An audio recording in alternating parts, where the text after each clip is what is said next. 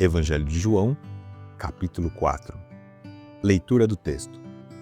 Quando Jesus soube que os fariseus tinham ouvido dizer que ele fazia e batizava mais discípulos do que João, se bem que Jesus mesmo não batizava, e sim os seus discípulos, deixou a Judéia, retirando-se outra vez para a Galiléia. E era-lhe necessário passar pela região da Samaria. Assim, Jesus chegou a uma cidade samaritana, chamada Sicar, perto das terras que Jacó tinha dado a seu filho José. Ali ficava o poço de Jacó. Cansado da viagem, Jesus sentou-se junto ao poço. Era por volta do meio-dia. Nisso veio uma mulher samaritana tirar água. Jesus lhe disse: "Dê-me um pouco de água", pois os seus discípulos tinham ido à cidade comprar alimentos. Então a mulher samaritana perguntou a Jesus: "Como, sendo o Senhor um judeu, pede água a mim, que sou uma mulher samaritana?" Ela disse isso porque os judeus não se dão com os samaritanos. Jesus respondeu: "Se você conhecesse o dom de Deus e quem é que está lhe pedindo água para beber, você pediria, e ele lhe daria água viva." Ao que a mulher respondeu: "O senhor não tem balde e o poço é fundo. De onde vai conseguir essa água viva? Por acaso o senhor é maior do que Jacó, nosso pai, que nos deu o poço, do qual ele mesmo bebeu, assim como os seus filhos e o seu gado?" Jesus respondeu: "Quem beber desta água voltará a ter sede, mas aquele que beber da água que eu lhe der nunca mais terá sede. Pelo contrário, a água que eu lhe der será nele uma fonte a jorrar para a vida eterna." A mulher disse: "Senhor, quero que me dê essa água, para que eu não mais tenha sede, nem precise vir aqui buscá-la." Jesus disse: "Vá chamar o seu marido e volte aqui." Ao que a mulher respondeu: "Não tenho marido." Então Jesus disse: "Você tem razão ao dizer que não tem marido, porque já teve 5, e esse que agora tem não é seu marido. O que você disse é verdade." A mulher então disse: "Agora sei que o Senhor é um profeta. Nossos pais adoravam neste monte, mas vocês dizem que em Jerusalém é o lugar onde se deve adorar." Jesus respondeu: "Mulher, acredita no que digo. Vem a hora em que nem neste monte, nem em Jerusalém vocês adorarão o Pai. Vocês adoram o que não conhecem. Nós adoramos o que conhecemos, porque a salvação vem dos judeus. Mas vem a hora, e já chegou, em que os verdadeiros adoradores adorarão o Pai em espírito e em verdade. Porque são esses que o Pai procura para seus adoradores. Deus é espírito, e é necessário que os seus adoradores o adorem em espírito e em verdade." A mulher respondeu: "Eu sei que virá um Messias chamado Cristo. Quando ele vier, nos anunciará todas as coisas." Então Jesus disse: "Eu sou o Messias. Eu que estou falando com você." Naquele momento, chegaram os discípulos de Jesus e se admiraram ao vê-lo falando com uma mulher, mas nenhum deles perguntou: "O que você está querendo?" ou "Por que o Senhor está falando com ela?" Quanto à mulher, deixou o seu cântaro, foi à cidade e disse ao povo: "Venham comigo e vejam um homem que me disse tudo o que eu já fiz. Não seria ele por acaso o Cristo?"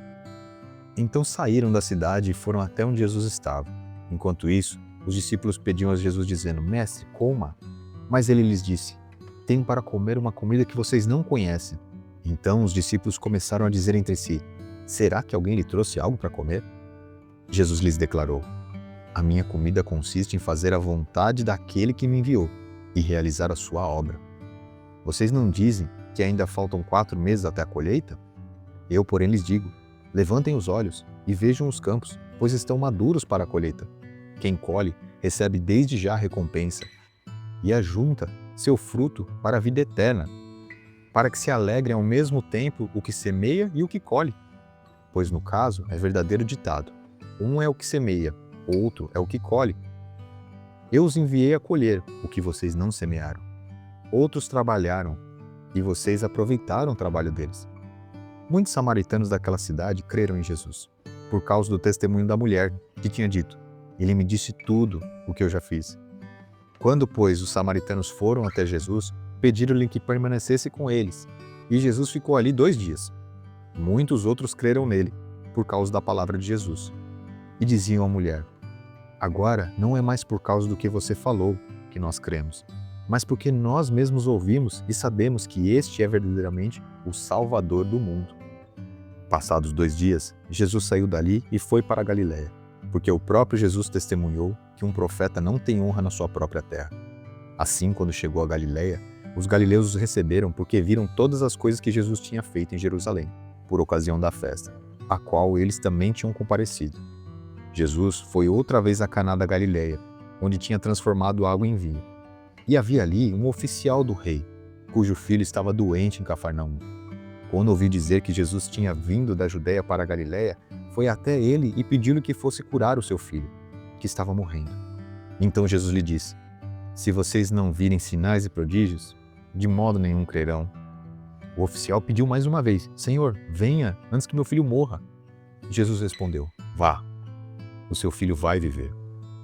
O homem creu na palavra de Jesus e partiu. Quando já estava a caminho, os seus servos vieram ao encontro dele, anunciando-lhe que o seu filho estava vivo. Então perguntou a que horas o seu filho havia se sentido melhor. Informaram: "Ontem, à 1 hora da tarde, a febre o deixou." Com isso, o pai reconheceu que aquela era precisamente a hora em que Jesus tinha dito a ele: "O seu filho vai viver." E ele e toda a sua casa creram.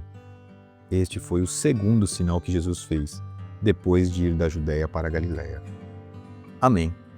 Concluída a leitura do texto, vamos aos comentários. O texto indica que era necessário que Jesus passasse por Samaria, quando deixou a Judéia e se dirigiu para a Galiléia. Isso confirma, a princípio, uma questão geográfica. Afinal, passar por Samaria seria o caminho mais curto, ainda que os judeus preferiam caminhos mais longos ao passar por lá, já que os judeus desprezavam os samaritanos. No entanto, quando João descreve que era necessário, deve estar indicando que o itinerário de Jesus estava sujeito ao plano e à vontade de Deus. Portanto, Jesus se movimentava de forma profética, não caminhava pelo acaso, e era necessário passar por Samaria. Notem que muitos de Samaria creram em Jesus como sendo o Messias, apenas com o testemunho da samaritana, sem a realização de milagres, como foi na Galiléia. Então, vamos aprofundar um pouco mais no conteúdo da conversa entre Jesus e a mulher samaritana. Sobre esse encontro de Jesus com a samaritana no poço, há uma possível comparação interessante e simbólica. Quando os patriarcas Jacó e Moisés encontraram suas respectivas noivas, o livro de Gênesis 29 descreve que Jacó se encontrou com Raquel próximo ao poço. Já em Êxodo 2, está descrito que Moisés também encontrou Zípora próximo ao poço. Tanto Apocalipse 19, 21, quanto Efésios 5 retratam Cristo, ou o Cordeiro, como sendo o noivo, e a Igreja, ou a Nova Jerusalém, como a noiva. Analise então como pode ser simbólico esse encontro de Jesus no poço. Até então, como diz o verso 22 do próprio capítulo, Jesus confirma que a salvação vem dos judeus, mas vem a hora, e já chegou, em que os verdadeiros adoradores adorarão o Pai em espírito e em verdade. A samaritana poderia representar, então, a inauguração da salvação por meio de Jesus Cristo, para além do Templo de Jerusalém, lembrando que judeus e samaritanos eram considerados povos inimigos, pois os samaritanos mesclavam gentios e diferentes culturas entre o seu povo, e muitas vezes ocorriam tensões, inclusive violentas, entre eles. Porém, Jesus quebra ali as barreiras religiosas, geográficas e culturais e apresenta a salvação de um modo simples e direto, afirmando que a adoração será em espírito e em verdade. Então, Jesus começa de fato a levar a sua mensagem para além dos judeus e inicia o Evangelho, ou as boas novas de Deus, aos samaritanos. Veremos no livro de Atos 1, por exemplo, que após os discípulos receberem o Espírito Santo, seriam testemunhas de Cristo, tanto em Jerusalém, Judéia e Samaria e até os confins da terra. E é justamente a formação da igreja, a formação da noiva de Cristo, que de forma simbólica também iniciou junto a um poço. Vale dizer que João, o autor do livro, faz ainda um importante contraste entre a conversa de Jesus com Nicodemos, no capítulo anterior, que era uma figura ilustre do povo judeu, com uma mulher samaritana, de certa forma desprezada pela sociedade de sua época. Mas a graça e o amor de Jesus Cristo alcançam a ambos. Outro fato relevante para a nossa análise é o horário indicado pelo texto em que a mulher retira a água do poço. Era meio-dia, quando o sol devia estar muito quente. Isso já era indicativo de que a mulher optava por ir em horários de pouco ou quase nenhum movimento, uma vez que as demais mulheres realizavam essa tarefa pela manhã ou tarde, justamente para fugir do calor excessivo. Tal atitude demonstra que essa samaritana poderia sofrer algum tipo de preconceito ou mesmo exclusão por parte da sociedade dela, devido ao julgamento da época que faziam dela, por conta de seu modo de vida, talvez. Contudo, Jesus absolutamente não toma isso em conta. Acolhe e dialoga com a samaritana com todo o seu amor, sem qualquer julgamento ou preconceito.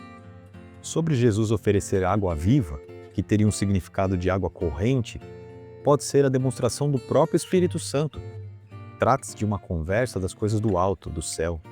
Receber a água ou o Espírito Santo significa nunca mais ter sede, ser saciado plenamente e internamente, para sempre e sempre, pois o Espírito habita em você.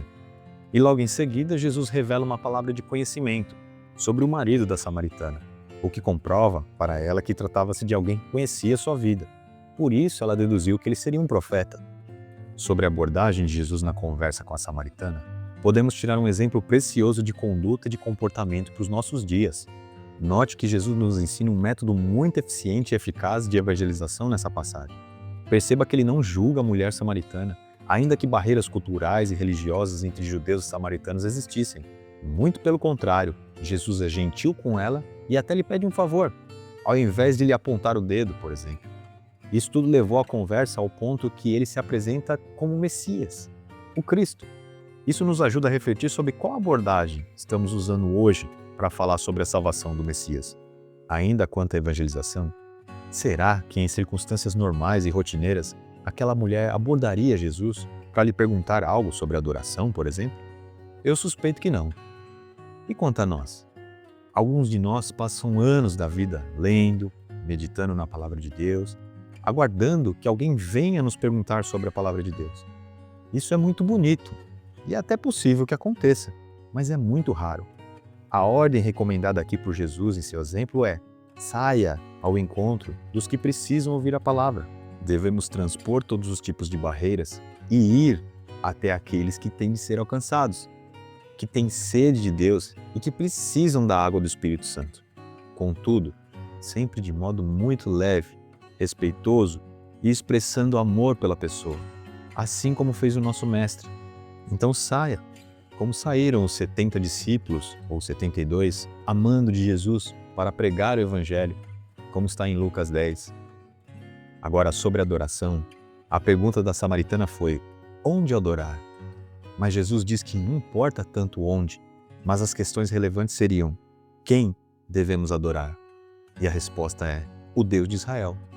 E como devemos adorar? E a resposta é: em espírito e em verdade. Após a conversa, a mulher deixou o cântaro para testemunhar imediatamente sobre Jesus. Ela deixou o cântaro. Quando você tem um encontro com Jesus, certamente você também deixará muita coisa que julgava ser importante e sairá correndo para contar sobre Jesus, sobre o que você viu, sobre o que você ouviu, sobre o que você passou. Isso de fato acontece até hoje. Pense, quais foram os cântaros ou as coisas importantes que você deixou para correr urgentemente e contar sobre Jesus para os outros. Por fim, assim que os discípulos voltaram e encontraram Jesus, lhe ofereceram comida, mas ele recusou e disse: a minha comida consiste em fazer a vontade daquele que me enviou e realizar a sua obra. Quando você descobrir o seu propósito, se é que já não descobriu, essa frase de Jesus terá um sentido muito profundo em sua vida e na sua caminhada. Guarde ela no seu coração. Mesmo que esteja em jejum, por exemplo, você se sente alimentado quando faz aquilo que Jesus te chamou para fazer nessa vida. Concluindo o trecho da samaritana, ela passou a crer que Jesus era o Messias. Ela contou ao povo de sua cidade e muitos creram em Jesus como o Salvador do mundo. Por isso era necessário Jesus passar por ali. Ele compartilhou a salvação com uma pessoa e por meio dessa pessoa alcançou grande parte de uma cidade. Sobre o segundo trecho do capítulo, que fala de Jesus voltar para a Galileia, ele já havia avisado que não era honrado por lá, em sua própria terra, e que só o receberam por causa dos milagres que ele havia feito. Um oficial do rei, no entanto, que tinha o seu filho doente, pediu a ajuda de Jesus pois provavelmente ele ouviu falar do milagre de Jesus lá na Galileia e foi lhe pedir ajuda. Provavelmente era uma pessoa de posses e prestígios. Ele era oficial do rei. Contudo, Jesus reforça a este oficial que era um problema apenas crer nos milagres e não crer verdadeiramente. Mas, em um gesto de fé e humildade, aquele homem repetiu o pedido a Jesus de ir curar o seu filho. E Jesus ordenou que ele fosse até o seu filho, pois ele viveria. Veja o que diz o verso 50. O homem creu na palavra de Jesus e partiu. E note que quando ele chega e os seus servos confirmam a cura, eles informaram que ontem, a 1h da tarde, a febre o deixou. O que é possível perceber aqui? A graça, a fé e o sacrifício. O homem contou com a graça de Jesus para curar o seu filho. Mas é importante destacar a atitude de fé que ele teve em Jesus. Ele creu de todo o coração no poder do Messias. Além disso, ele foi muito humilde. Ele insiste em clamar a Jesus pela cura. Ele mostra uma fé insistente. Ele devia ser um homem de fato poderoso e influente, mas ele persistiu sem se ofender quando Jesus, de certa forma, o retrucou, falando que, se não virem sinais e prodígios, de modo nenhum crerão. Ainda assim, ele insistiu em pedir a Jesus pelo seu filho. O homem ainda se sacrificou viajando em um percurso de ao menos um dia. Percebam que quando chegou aos seus servos, eles disseram: ontem foi curado seu filho, então foi uma viagem longa. E Deus, como sempre, teve misericórdia daquela vida. Tenha uma fé persistente e creia na graça do Senhor Jesus para a cura da sua casa, para a sua cura. Concluindo, uma breve reflexão. Você já observou como é gradual o processo de conhecer a Deus? O livro de Oséias, no verso 3 do capítulo 6, diz o seguinte: conheçamos e prosseguimos em conhecer o Senhor. É fundamental buscarmos um relacionamento íntimo e diário com o Senhor, algo que seja profundo e gradual. Como analogia, perceba o desenvolvimento da conversa entre Jesus e a samaritana. Primeiro, ela entende que Jesus é um judeu, com sede e cansado da viagem. Porém, conforme a conversa avança, ela o identifica como um profeta, pois Jesus falou coisas que tocaram seu coração. Eram segredos e pontos sensíveis de sua vida. Até que, por fim, ela demonstra que sabia da vinda do Messias e ansiava, de certa forma, pelo seu Salvador, que lhe anunciaria todas as coisas. E então, Jesus se revela a ela: eu sou o Messias. Então a samaritana o conhece plenamente. E quando ela conhece Jesus e o reconhece como Cristo, ela já está habilitada para sair correndo, deixar para trás o seu cântaro e anunciar a toda a sua cidade que ela encontrou o Salvador do mundo. Assim, é também o nosso relacionamento com Jesus. É gradual. Vamos avançando em porções de conhecimento sobre quem Ele é. Seja persistente em um relacionamento diário com o Senhor. Insista em conhecê-lo cada vez mais. Converse com Ele diariamente, como fez a samaritana naquele poço. Ouça sim pregações, a leitura bíblica, os comentários, essas reflexões, mas não deixe de ter sua experiência pessoal e diária com Jesus, por meio de suas orações. Gradualmente, você se certificará que Ele é o único caminho, que Ele é a verdade e que Ele é a vida. Busque conhecê-lo de todo o seu coração.